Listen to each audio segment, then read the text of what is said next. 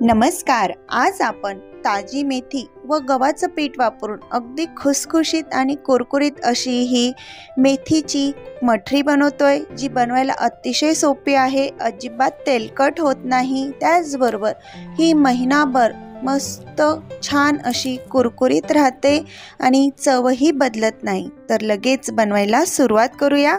नमस्कार, मी शीतल मॉम्स किचनमध्ये आपले मनपूर्वक स्वागत करते। तर सगळ्यात आधी इथं मी एक वाटी मस्त ताजी अशी ही हिरवी मेथी घेतलेली आहे। याची मी सगळी पानं काढून घेतलेली आहेत। आपल्याला मठरी बनवताना पानांचाच वापर करायचा आहे, अजिबात देठ वापरायचं नाही आहे। तर एका बाउलमध्ये 2 कप इथं मी गव्हाचं पीठ टाकून घेते आहे। तुम्ही कुठल्याही वाटीचं प्रमाण घेऊ शकतात। लगेच यात पाव कप रवा टाकून घेते आहे, 2 चमचे पांढरे तीळ, 1 चमचा जिरा पावडर, 1 चमचा साखर, 1 चमचा ओवा अशा प्रकारे हातावर चोडून टाकायचे, म्हणजे छान सुगंध वास येतो। त्याचबरोबर चवीनुसार मीठ टाकून घेते आणि अर्धा चमचा इथं लाल तिखट टाकते। हळद अजिबात टाकायची नाहीये। 5 ते 6 मिरे जाडसर वाटून टाकून घेतलेले आहेत आणि आता हे सर्व मसाले पिठामध्ये मिक्स करून घेते। आता आपल्याला या पिठाला मोहन द्यायचं आहे, तर त्यासाठी कढईमध्ये मी इथं 2 पडी तेल टाकून घेते आहे। तेल छान कडकडीत गरम करायचं आहे। तेल हे 2च पडी वापरायचं आहे, कारण की 2 कप आपण इथं पीठ वापरलेलं आहे, त्यासाठी। इथं तेल गरम झाल्यानंतर लगेच आपल्याला हे मोहन पिठावर टाकून घ्यायचं आहे। आता आपल्याला तेल हे पिठामध्ये व्यवस्थित मिक्स करून घ्यायचं आहे। तर सुरुवातीला चमच्याने मिक्स करते, कारण की तेल हे गरम आहे। मिक्स करून झाल्यानंतर आता हाताने आपल्याला पीठ आणि तेल हे व्यवस्थित मिक्स करून घ्यायचं आहे। तर इथं हे व्यवस्थित मिक्स करून झाल्यानंतर यात लगेच बारीक चिरलेली मेथी टाकून घेते।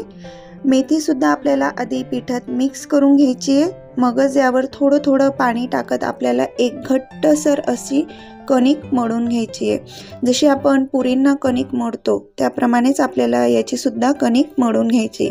तर इथं ही घट्टसर अशी कणिक बनून तयार झालेली आहे। तर 10 ते 15 मिनिटं झाकून साईडला ठेवते। 15 मिनिटानंतर चेक करूया, कणिक आपली घट्टसर आहे, कारण की यात रवा टाकल्यामुळे ही अजिबात सैल होत नाही। 2 मिनिटं आपण हिला अशा प्रकारे चोडून घेऊया। चोडून झाल्यानंतर पोळीची आपण लाटी घेतो त्याप्रमाणे आपल्याला ही लाटी घ्यायची आहे। तर इथं ही लाटी बनून तयार झाली, तर लगेच लाटायला घेते। तर यावर मी थोडंसं पीठ टाकून घेते आणि पोळीपेक्षा आपल्याला ही अगदी पातळ अशी लाटून घ्यायची आहे। तर बघू शकतात इथं ही छान बारीक अशी लाटून झालेली आहे। तर मी इथं एका साईजमध्ये ही मठरी येण्यासाठी अशा प्रकारे हिला एका झाकणने कापून घेते आहे।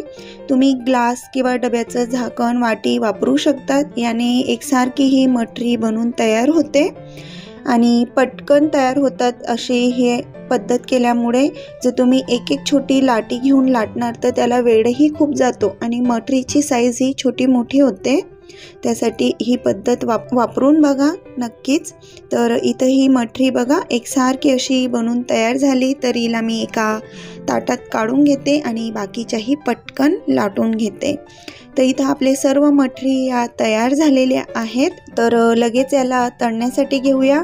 इथं तेल कडकडीत गरम झालेलं आहे। आता ही मठरी ही पुरी तेलात सोडताना आपल्याला लो फ्लेम करायचा आहे आणि मगच एक एक मठरी अशा प्रकारे तेलात सोडायचे आहेत। सुरुवातीला आपल्याला तेलामध्ये खूप सारे बबल्स दिसतील, पण लो फ्लेमवरच आपल्याला ही मठरी छान खरपूस तळून घ्यायची आहे।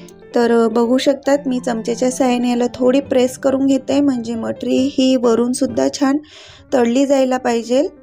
तर थोड्या वेळाने बघा इथं बबल्स हे कमी झालेले आहेत। तर आपण आता ही मठरी पलटून घेते आणि पुन्हा 2 ते 3 मिनिटं हिला लो फ्लेमवर छान तळून घेते। हलकासा ब्राउनिश कलर येतो तोपर्यंत आपल्याला ही मठरी तळून घ्यायची आहे।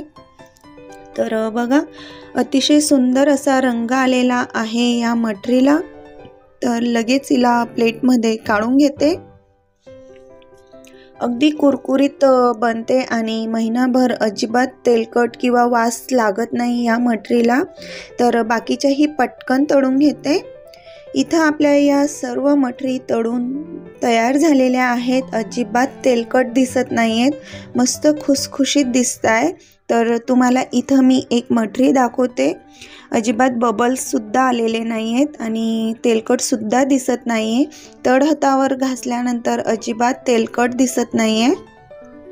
छान कुरकुरीत अशी ही मटरी बनवून तयार झालेली आहे, तीही ताज्या मेथीपासून आणि गव्हाच्या पिठापासून।